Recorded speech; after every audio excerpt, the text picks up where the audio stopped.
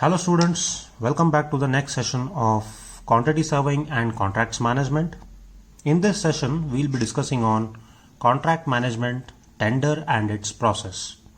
In this video, we'll be learning stages for execution of works, project execution, contracts, tenders and pre-qualification process. So, before we go into this particular module, so as a civil engineer, it is very important for us to know how the contracts work, how the tendering process work. So one being a civil engineer, having this knowledge is very important to carry out any civil engineering work, maybe at a very small level to a very big level. What are the legal terms that are involved, how you have to deal with all the government bodies to take up the projects and all is of a prime importance for a civil engineer, right? So in this module, we'll be studying up how the contracts are taken, how the tenders are managed, what are its process, right? One by one, we'll be studying them. So the first thing what we'll be discussing is stages for execution. So before any project is to be commenced or executed, what are the prerequisites that are required and what are the steps that are required to be fulfilled, we'll be discussing in this particular thing.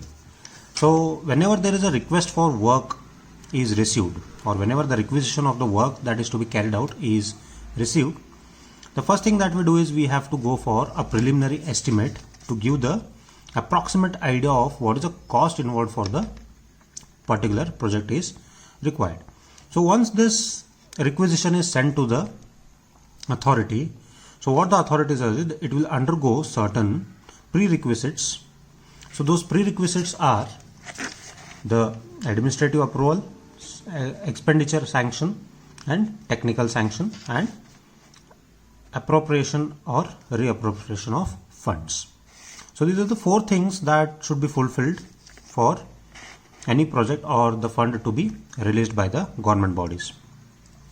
Now the first thing that we'll discuss is the administrative approval or sanction. So when the prerequisition is obtained from any of the department, so what is the first thing that the administrative section will do is it will accept the formal acceptance of the proposed work or project by competent authority, that is whoever has proposed. So that is called as the administrative approval of work. And after what they do is, so administrative sanction are formal approval or concurrence given by a administrative, right? So for example, like one of the department is undergoing or have to carry out some minor irrigation works. So what they have to do is they have to put the request, giving the rough idea of the cost and all. So administrator will go through the things, whether they will see whether that is necessary at this stage. If it is necessary, what are the costs that is worked out, whether it is falling in budget, whether the estimate is right, whether it is of importance, whether it is of prime importance. Seeing all those parameters, what they do is they give the approval. Once the administrative approval is done and it is sanctioned, the next thing what we do here is we go for expenditure sanction. So in expenditure sanction is nothing but it is allotment of funds for the specific work, and is obviously it is looked after by the finance department. Once you get the administrative approval that this project is required to be done, then the next step is it will go for expenditure sanction or approval. So in expenditure sanction, what we do is the project that is been approved at the administrative level, then for that particular project, whatever is the cost that is been estimated, so government undergoes all the requisites and it will sanction the required expenditure for that particular project, right? So once what they do here is, so whatever expenditure that is required, so sanction they have done. So also in this expenditure sanction, they have a liberty to revise the expenditure if necessary, because if the if the revised expenditure sanction is necessary, if the actual expenditure exceeds or is likely to exceed the amount of original sanction by more than 10%. In case where the original estimate are up to 5 lakhs and in case of works exceeding 5 lakhs but not exceeding 10 lakhs. A revised expenditure sanction will be necessary if the actual expenditure exceeds by 5% of the original sanction. For example, suppose if at the beginning you have estimated some amount. So if the expenditure is not meeting with the actual expenditure, then the expenditure sanction have a liberty to revise the expenditure or estimate. So this is the second stage. Then third stage is technical sanction. In technical sanction means the sanction of the detailed estimate, design calculations, quantities of work, rate and cost of the work by the competent authority of the engineering department. So in technical sanctions, they will undergo the detailed estimate or design calculations, quantities of work, rate and cost of the work by the competent authority. So technical sanction of the estimate is given, then only the work is taken up for the construction.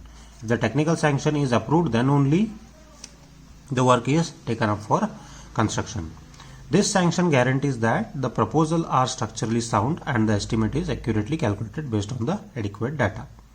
So technical sanction is the very important aspect here, because the sanction guarantees that the proposal is structurally sound and estimate is accurately calculated based on the adequate data, right? So this is the third sanction. And fourth comes appropriation and reappropriation. So appropriation means allotment of particular sum of money to meet the expenditure on a specific object. It can be authorized within the grants of a year in any time before but not after the expiry of the year. As a rule, no expenditure is to be occurred without the appropriation. So, and then comes reappropriation. Reappropriation means the transfer of funds from one unit of appropriation to another such unit. The power to appropriate and reappropriate fund to meet the expenditure on public work are vested to the head of the department. An appropriation or reappropriation can be authorized at any time before but not after the expiry of the financial year. So these are the four prerequisites that are considered in the stages for execution of work. Okay, so next moving on to project execution. So project execution is done in two methods, that is departmental system of execution of work or contract system of execution of work. So in the first method, that is departmental system of execution of work, so this type of method is adopted when the contractor, when they voluntarily don't come forward to take up the work, or when the work is to be completed in a very short notice of time. So maybe some minor works like construction of gutter works or flood control works, maintenance of banks or roads during the rain, all those works are carried out at the departmental system. So that is when the the contractor don't voluntarily turn up themselves to take up the work, or when the work is of urgent nature. So work can be executed departmentally by employing the daily laborers in this particular method. So department will directly employ the daily laborers under the direct supervision of the officers of the department themselves. So department officers themselves are responsible for employing the laborers and taking the work done from them. So work completed that are of very short notice, as I said, and example of work are the flood control works or maintenance work. So laborers in this case will be paid on daily wages.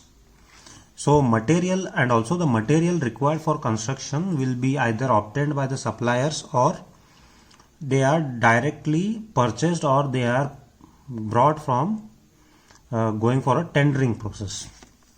Then there is someone called as a section officer who has to take care of the laborers, their account of work done, how many numbers are there, how many laborers are working on the site, what are the work they are carried out, what is the amount of work they have done. So he is completely responsible for the progress of the work and also the quality of the work.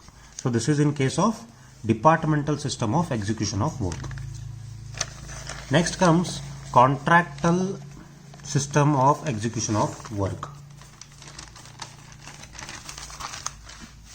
So in contractual system of execution of work,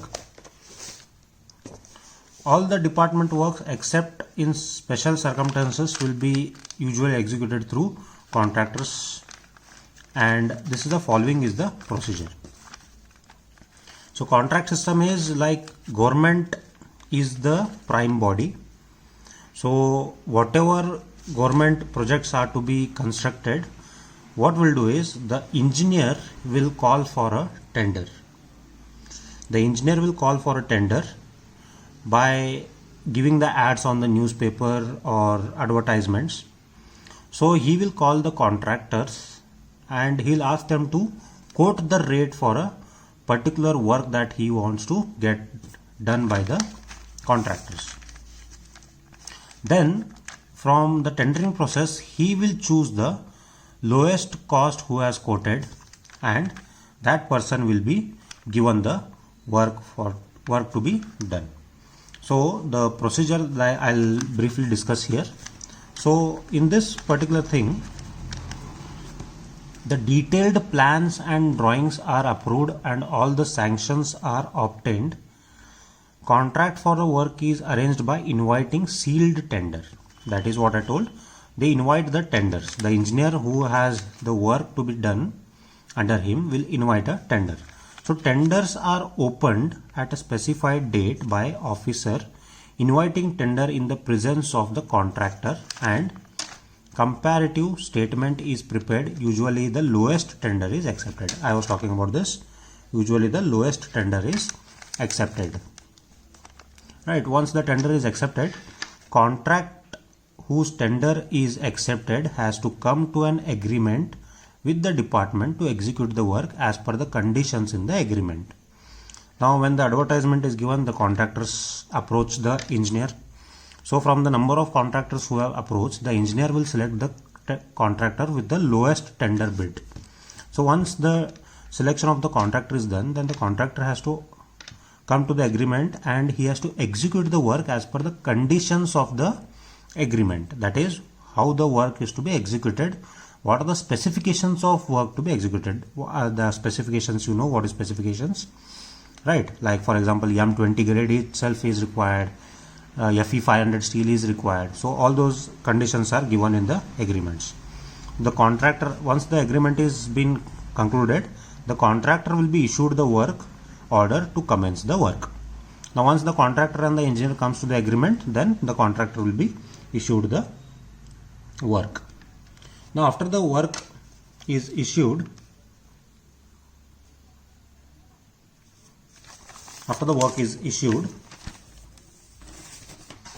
the contractor will start the work, and under the supervision of the section officer in charge. So once the agreement is done, when he is given the permission to start the work, the contractor will start the work with the supervision of the section officer in charge. All the works executed, contractor will be paid on the running account bill, which will be prepared by the section officer. So generally in government, what happens is the payment of the contractor will be done on the quantity of work he concludes on weekly basis or monthly basis, or as per decided by the agreement. So this is what is done in contract system of execution of work. Hope you understood this. Moving on to the next, contracts. Now what do you mean by contract? Contract is nothing but when the two persons have a common intention communicated to each other to create some obligation between them, then that is said to be a agreement. The agreement which is in line with the law is what is called as contract. For example, I am the owner and I want to construct a house. Then I'll call a person who is a builder. Then I'll sign a contract with him that you have to construct the house for this interval of time, and these are my conditions. So when I place my condition in front of him, and if that contractor is satisfied with my condition, then we both come to some agreement. So when we come to some agreement that I am also satisfied with my conditions and the contractor is also satisfied with my conditions, then we both come to a common agreement. So that common agreement is mouth to mouth. When we bring those common agreement on the paper, then it becomes the agreement enforceable by the law. That is that the contractor is giving me the assurance that he will carry out the construction of the building as per my demands. So he is giving me that assurance, that is he is agreeing to my conditions. So when he is agreeing to my conditions, what we'll do is we'll put up those conditions in terms of paper, that is we call as bonds. So when we put up those conditions in bond by the common agreement of both, then it comes into the picture of law, because further when he turns up against my conditions, then I can file a case against him. Then I'm bringing law in between. So when I bring law in between our agreements, then it is called as contracts. Right. So definition here is when two or more persons have common intentions communicated to each other to create some obligations between them, they are said to be an agreement, common interest. An agreement which is enforceable by law is a contract. So this is what is the meaning of contract. Hope you understood. Moving further, in civil engineering, construction contract is an undertaking by a person or a firm to do any work under certain terms and conditions. The work may be for construction or maintenance and repair, for supply of material or labor. So contracts may be for anything. It may be whether with respect to the construction of the building, as I said, I gave you example, or it may be maintenance and repair work, or it may be supply of material, or it may be supply of labor. So all these terms are, when they are brought in the legal aspects, then these all are terms as the contracts, right? So contracts as per the Indian Contract Act 1872 means agreement which are enforceable as such, having been made by free consent of the parties by person competent to contract for a lawful consideration and lawful object, and which are not expressly declared to void by any statute. Right. So as per the Indian Contract Act 1872 means agreements which are enforceable as such, having been made by the free consent of the parties. So this is what I have discussed here. That is a common agreement that is done between two parties in a lawful consideration, that is bringing the law in between whatever agreements are done. So there are certain criteria that are made valid by the Indian Contract Act 1872. Right. So what are those criteria? We'll have a look. So there must be a mutual agreement between the two parties. So this is very important. So when the mutual agreement is done between the two parties, then only the contract is valid. Then second criteria is there must be an offer made by one party called the promisor. So I want my building to be constructed, so I'll make an offer that this is my budget and I want you to construct the residential building for me within this stipulated budget of what I am proposing. So that I am a promisor. The other party called the promisee must accept the offer. Now the promisee here is the contractor who has to accept my offer. Then after that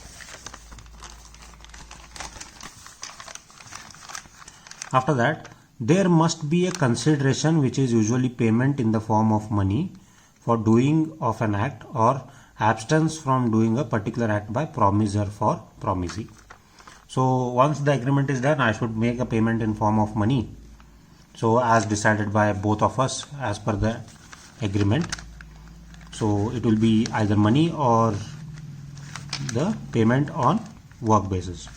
Then the offer and acceptance should relate to something that is not prohibited by law. This is very important.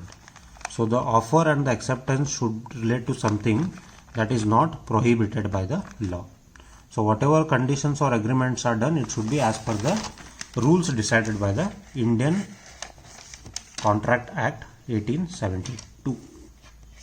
So this is how it is carried out. Then next is the officer and acceptance should constitute an agreement that when enforceable by law becomes a contract.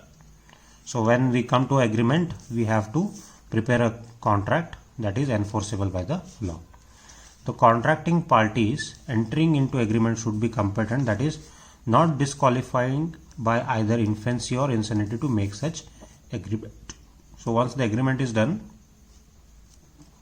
it should be looked after such that there should be no disruptions between the promisee and the promiser. Right? Okay. So these are the criteria that is decided in the Indian Contracts Act 1872. Now why it is required? What are the objectives of contracts?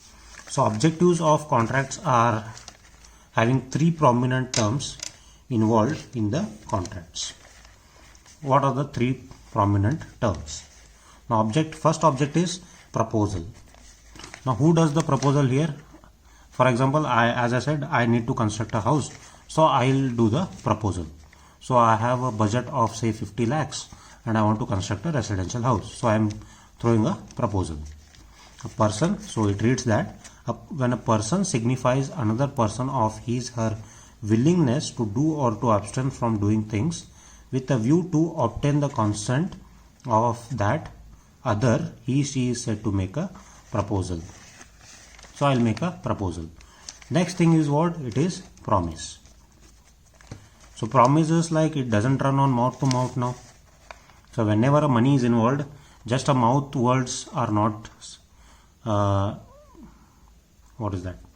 just the mouth words are not sufficient to carry out a whole project just on a blind faith between you and a contractor. Not possible. So promise is what? When a person to whom the proposal is made. So when I give my proposal to the contractor, so when a person to whom the proposal is made signifies or expenses his/her consent, the proposal is said to be accepted, and the proposal thus accepted becomes a promise. So once the conditions are accepted by the contractor, means what? He is promising me that he will complete my work. So then when he promises me, it is just mouth to mouth. Now how should I have a proof that initially before the start of the project he had promised me? So what I'll do is, the third thing, I'll do the agreement. So every promise or a set of promise which forms some consideration for each other is known as agreement.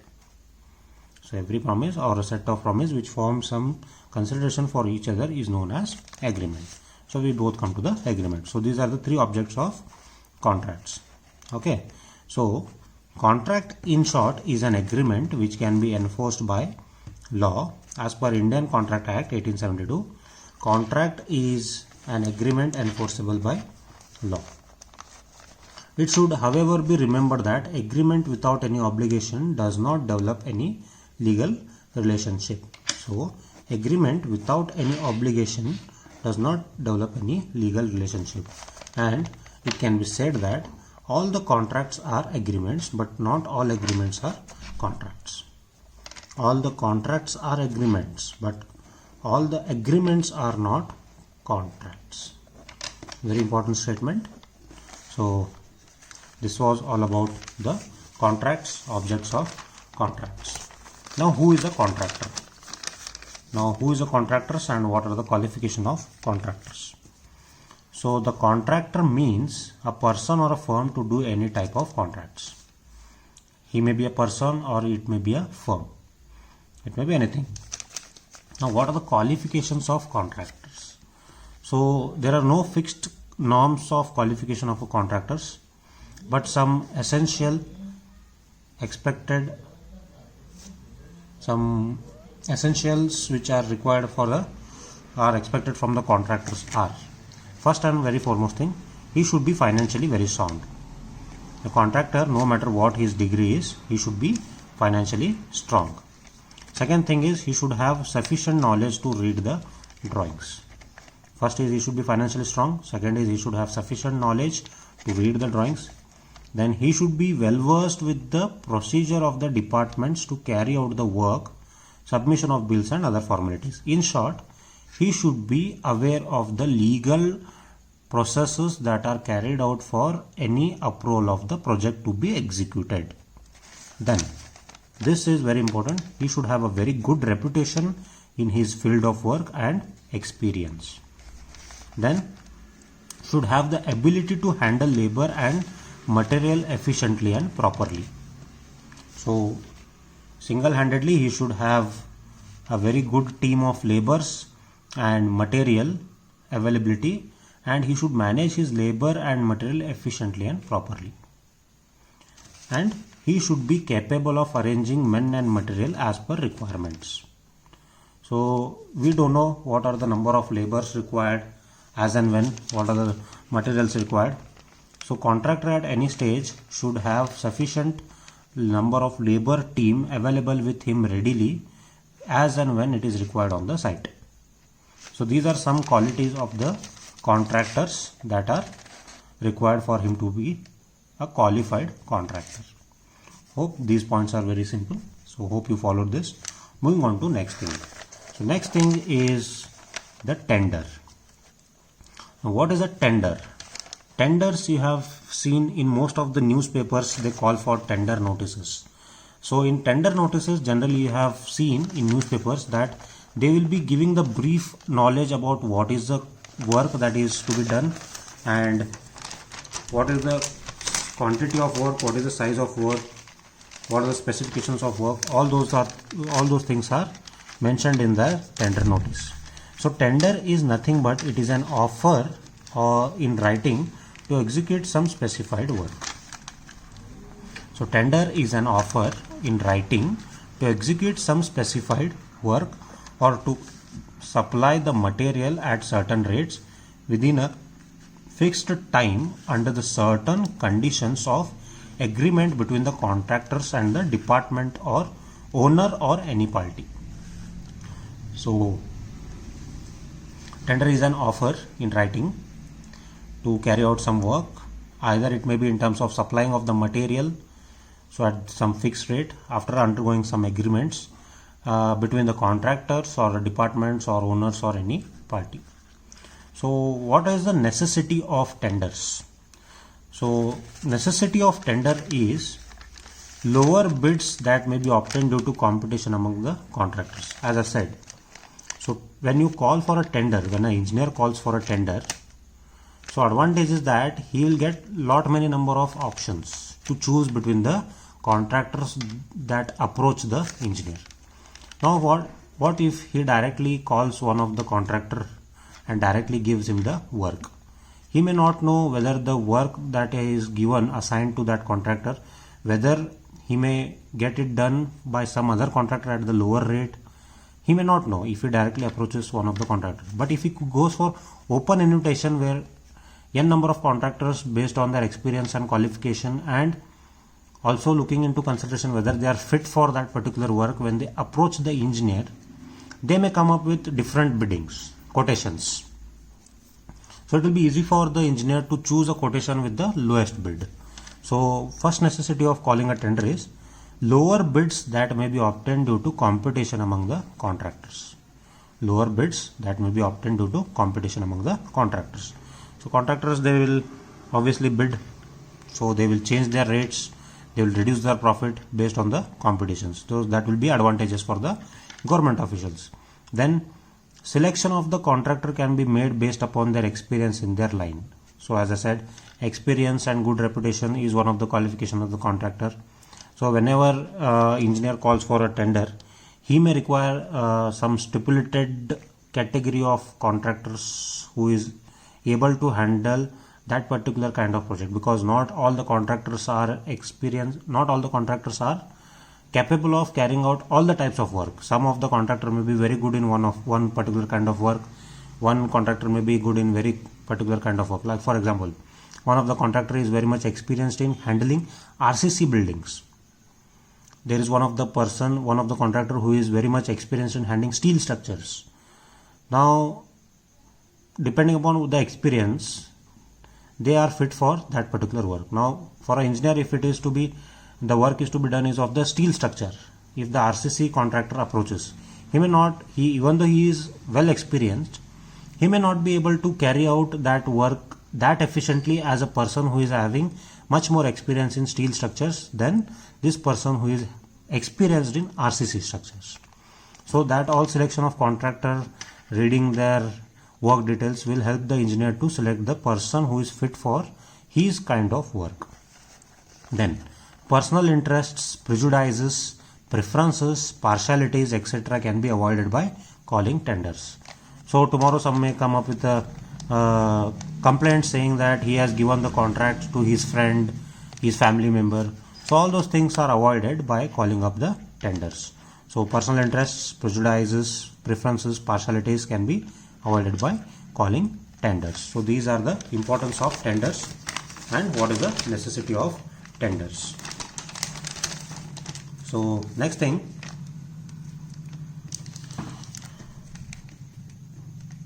classification of tender. So classification of tender, in this the first one is open or public tenders.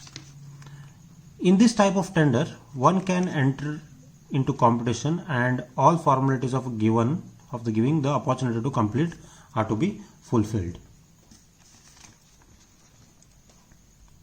So open or public tender, in this type of tender, any contractor can enter into the competition and all the formalities of giving the opportunity to complete are fulfilled, right? It is compulsory for public works, and because of competition it may result in low cost. So that is what. So when it is open for all the contractors, so anyone can enter here taking their quotation, and the one with the lowest quotation will be selected. So the problem with this is the chances of disputes found at later stage are difficult to adjust. So as I was talking about the experiences of the contractors, that one person may be good in RCC, the other person may be good in steel structure. So the person who quotes the lowest bid, suppose he is very much experienced in RCC work, but the work that he is going to take up is of steel work. What happens? The engineer, he will select that person based on what? That he has quoted a very less amount. But what happens in open tender, the disadvantage is the dispute will occur later when he comes to know that person is not fit for that particular work. So because of that, this particular type of tender is not suitable for complicated and specialized jobs. So why? Because it proves to be laborious for the architect or the engineer, as the work may have to be entrusted to the unknown contractor. Then eventually the work may go to the contractor who is not fit for the work. And even though the initial price is low, as I was talking, he may quote the price very low, but the final cost of delays, claims, extra items, non-tender items, etc. likely to be higher. So suppose if that person is not fit for that particular work, what will happen is for him to understand that work, it will take time. In short, what will happen? He will go on delaying the work. So initially if he might have quoted it very less, but at the final stage he may delay the work and the cost of expenditure may exceed beyond what was quoted in the estimate. So ultimately what will happen? Neither the contractor nor the architect nor the public or the client, neither of them will be happy. So that is what is the problem with open type of tenders. Then next comes is selected or limited tenders. Selected or limited tenders. In this type of tender, the architect, after consultation with his clients, invites a limited number of contractors for filling up the tender of the project. So in this particular thing, in this particular type of tender, what happens is the architects will call up the limited number of contractors. For example, the architect have designed or planned a structure such that it is carrying very complex architectural views. The building is very complex. So that architect will be having a knowledge, right, that which contractor is very much good or is experienced in handling such complicated architectural designs, or that contractor might or that architect might have worked with that contractor in the earlier projects. So based on his knowledge, the architect will invite limited number of contractors for filling the tender of the project. So in this particular tender, what happens is it results in competition on the small scale. So not many number of contractors are called, so competition will be very less. So quality of contractors will be very high here. So generally this type of tenders are expected for specialized work or for skilled work, where like for important structures like bridge structures, dam structures, you cannot call open tenders there. Then it also leads to what? Because of this, it leads to successful completion of the project. So this is in which type of tender? It is in selected or limited tenders.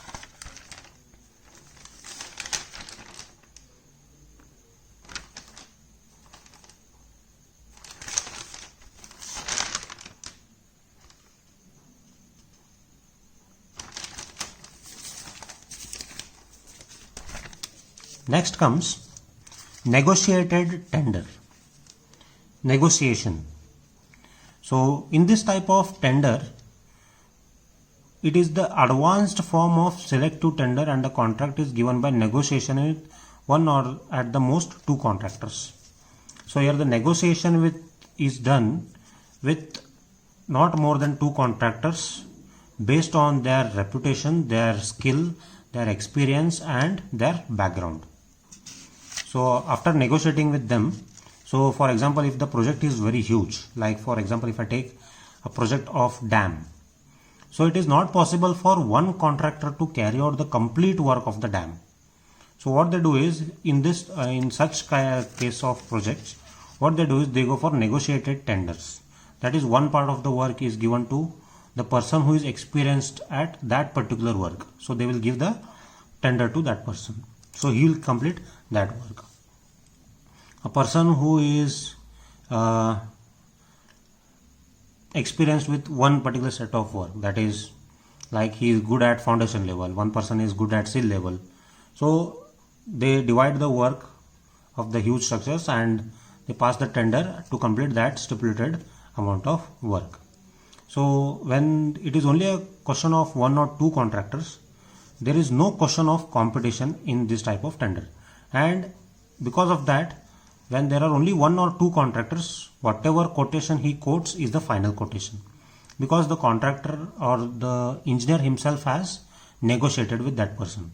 So whatever negotiations, dealings and finalizing of the cost is there, it is with respect to that particular contractor itself, because there are only one or two contractors. So it turns out to be a little bit more costlier than the other two types of tenders. So, but here the contract has a pressure to complete the work with a target time without sacrificing the work quality. So, negotiated tender, the advantage is that when the contractor finalizes the rate by himself, so he has to complete the work for a given target of time without sacrificing the work quality. So that is what is advantageous about negotiated tender. Next comes global tender. So global tender for large or specialized jobs or designs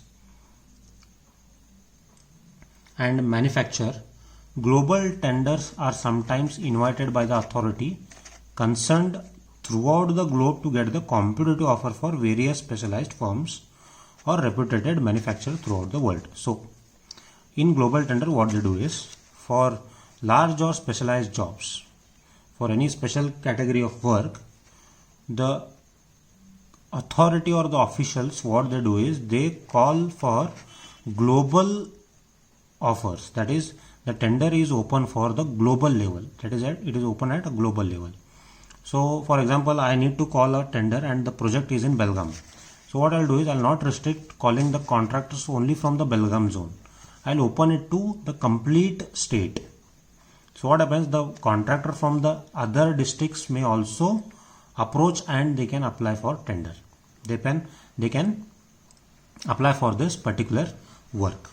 So here the competition is very high and offers will be also like the government officials will be having lot of offers there. So particulars and contents whatever are done in the tender notice are similar to that of the first type, that is open or ordinary tender notice. But here the circulation or the advertisement of this tender is done in all the reputed newspapers which covers the countries across the world. As I gave the example of only Belgaum and our state, it may be done with respect to the countries all over the world. So also circulated through embassies and offices located at important countries throughout the world. So when the project is very huge and is of important nature, so you can go for the global tender where people from other state or other countries may also approach to complete that particular work. So these are the 4 types of classifications of tender. So in this session we'll wind up with these concepts. Hope you understood all the things. In the next concepts I'll continue with the next part of contract management, tenders and its process. Thank you very much.